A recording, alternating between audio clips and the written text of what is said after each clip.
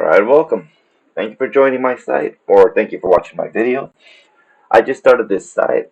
I'm excited. I want to talk about more news that interest me and things that give you a different perspective of certain things I see out in the world. Um, the site's called Shiitake.news. I, I have to start off. The name Shiitake. I chose that name because I feel the word or the name Shiitake was misused. That title, that name was reserved for an emperor. And just by chance, they decided to give it to a mushroom. And it just doesn't serve it justice. The name Shiitake, to me as a foreigner in Japan, just sounds powerful. Like if somebody who discovered mushrooms decided to call mushrooms um, Skywalkers. This is a Skywalker. They would connect that idea, that word, to the mushroom. But this happened to Shiitake, and I feel like it was a glorious word and a glorious name, but it was used towards a mushroom, which is fine. I mean, but I plan to give it more glory than it currently has. Anyways, the site's called Shiitake.news. I'll probably be posting on here about 5, 6 articles a day. Whatever's new, whatever's trending, whatever's popular, whatever I feel should be discussed, and have a daily discussions late at night, like we're doing right now. Started off, I must begin this with the legend Rush Limbaugh. Rush started off in Sacramento, and this is a man who started off on a platform that many considered going on it, that it was dead or it was dying, it was gone. He's a legend. He's diagnosed with stage 4 cancer, and I'm heartbroken. And part of why I'm starting this is because he's an inspiration to me, and he should be an inspiration to anyone who decides to succeed at whatever they might be passionate about. He started off in Sacramento, and which happens to be my hometown, and I remember hearing his voice. And when I was young, I didn't really appreciate him because I just thought it was some old man in the radio. And when I came to Japan, I stayed in Okinawa a few years, and there was 2 radio stations that came on for an hour each. It was Rush Limbaugh and Ed Schultz. Both of them are very polarized views. One's a lefty; he sadly passed away, Ed Schultz, and the other one was a righty, Rush Limbaugh. And I listened to both for an hour every single day. Every drive home, I had a long commute, and now Rush has a incredibly charming voice, but that man speaks honestly. He sounds genuinely excited to be on the radio, like a teenager who just discovered that he can broadcast his voice across the world, and he's been doing it for years. Every single day, he seems excited and giddy to bring you the news and to share his opinion and his thoughts, and they're all genuine from what it feels like. Um, he always comments he's blessed with talent unknown by God, and I honestly believe that man was born with a talent that sets him apart. He may not be, well, no one's gonna stay forever, but in the small amount of time that he might have left, I, I cannot encourage you more than I passionately encourage you. Please listen to him. Not so he can change your mind, but because you can be a witness to, you're part of the era of Rush. Not many people are going to be able to say that here in a few years. And just listen to him talk. He doesn't come in heavy-handed. He doesn't come in screaming or upset. He's loud and excited, but he doesn't come with a negative point of view most of the time. He teases and jokes a lot, and he has a great staff that's been working with him for years. And um, I wish him the best and good luck to him. On other news, sadly, my boy Jessie is in trouble. What could have Jessie? What could he have done?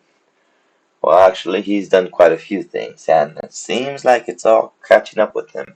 Uh, I put Dave Chappelle there because he included Jessie in his sketch, and it's hilarious. If you haven't seen Sticks and Stones, it's one of Chappelle's best work, and that man was the bar he set the bar for everyone else, and now he's leaped and bound over that bar, and he's amazing, a fantastic work. So if you do get a chance, I also recommend watch Sticks and Stones. Now, some of those jokes are pretty harsh, but they're funny. He has no ill intentions in it. They're genuinely funny, and I think he's brilliant, brilliant. God damn it, excuse me. But yeah, he's in trouble again. Jesse, um, there was a lot of things that were suspicious about his case, and I feel like it was unclear. Why are you being let off? Why did all these charges suddenly disappear? Um, if lying to a cop genuinely isn't forgotten and swept under the rug. And no matter who your friends may be, I hope if he's innocent, he's innocent. If he's not, I hope they find out the truth. I don't like those who can pay their way out of trouble.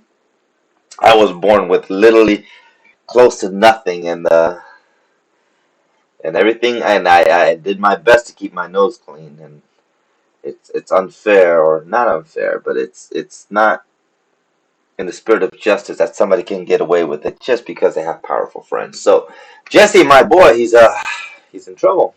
You know, I wish him the best, but I hope they uncover everything they need to uncover. I hope the truth is out there. I hope they find out everything they need to find out. And the police department put a lot of work into this, so I hope they get their money's worth, and justice is served in the end. That's all I got about him, but I'll keep up on him. Hopefully, in the coming days, we get more news and hear more about him. And I've been hearing golf is good for you. A good way to relieve stress. It's one of the sports I'd always wanted to try. I've tried almost every sport I can participate in, and I generally like to stay active. Biking lately has been a big addiction for me. But I've been meaning to try golf, and now there's more reason to do so. I hear it's healthy. It's good to relieve stress. It's good cardio. Um, you can do it at an older age. I know Rush loves his golf whenever he can. Um, but one thing I've been corrected: you don't say play golf. You don't play golf. You just golf. And I've been corrected in harsh tones by service members, senior service members, senior staff NCOs and officers who are just like, no, you don't play golf. You it's not a game. It's golfing. You just golf. It's like saying fishing. You don't play fishing. You just fish. Uh, I was in Okinawa, so fishing and golfing, I guess, were if you're over 30, those are the two things you normally do. Or scuba diving, I guess. But yeah, if you've ever thought about picking up the sport, uh, might be a good way to get started, to start getting healthy. Another thing, drop news that came across is the border crossing is down. Now, it may be down now, but that doesn't mean that any of the measures taken are working.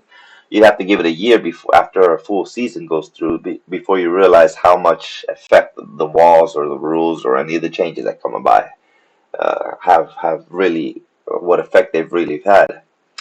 Um, I am a mix.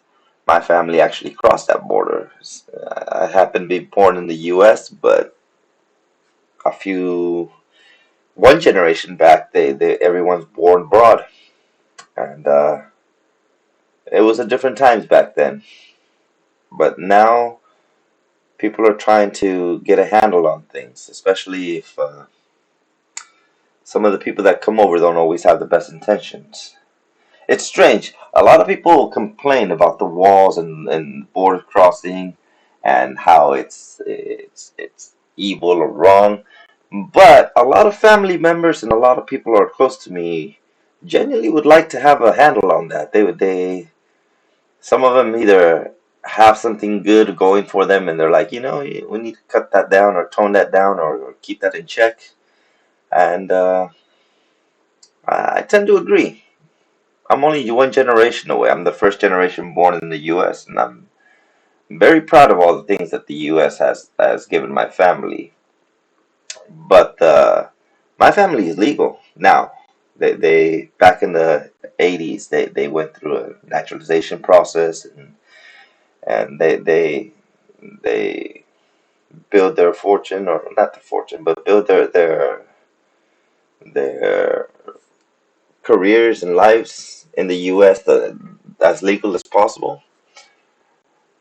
So I feel like that should be the way of things. That's how things should be done.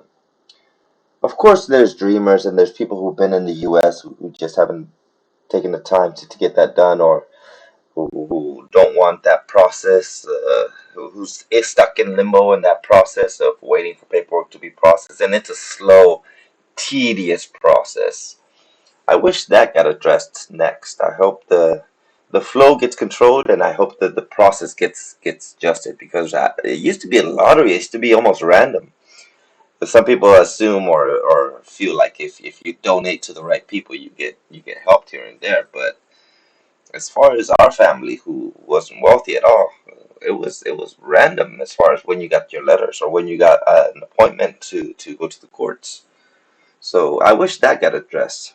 And then if things are done legally, and if it's easier to get things done legally, I hope they start bringing more people in. There's plenty of room. It's not like we're overpopulated in the U.S. We tend to have one of the biggest countries in the world. We have room for more, but I hope it gets done legally and safely. I don't want anyone with ill intent trying to run around without authorities knowing who they are, where they are, why they're doing it. I mean, I live in Japan, and I can't go to the convenience stores without my ID, and that doesn't seem harsh to me at all, because some people run around this country without IDs. Or there's a case right now where people are taking cruise to Japan, and when they get that day to walk around the city, they don't come back on the ship. They just disappear, and they'll get their hands on some fake IDs, and that's it. Their life now billions in Japan. So I understand why the Japanese people are kind of uptight about who's walking around the streets, and if you're not from here, you better have some proof that you belong here, or that you're here legally. Otherwise, it's a headache. I happen to have my ID, and I actually went through the process and got one of their Japanese license as well. I'm actually a gold license holder, believe it or not, which is considered a professional at this point. But yeah, border crossing dropping, the numbers dropping right now. It's not in season. There's nothing. There's no reason for anybody to come this time of the year, more than usual at least. Later on, yeah, there'll be times when it's a good time to cross. I remember back in the day when my family came over, they were picking. What were they picking? I think it was strawberries, maybe something else, and they were paying about $20 a case, like a case. And my uncles and families were filling up like 10 cases a day, which is $200, and $200 was quite a bit back in the day. And they would do that for a few days, and they would end up once, if they do, they finish up a farm and then move up to the next one, and they would make a pretty good chunk of change and gather all that up. And when all the season dried up or end up, you just go right back, or you send money back, or you put some aside and find work when there's no season, when there's nothing to work on, no farms, and you find work outside. And then once that comes around, you go right back to it. I remember that. I remember how it was a big chunk of change that you can earn in just a few weeks if you really really work hard and you don't drink your money away. You could actually make a decent chunk. All that was paid on the table, so it was usually paid that day of.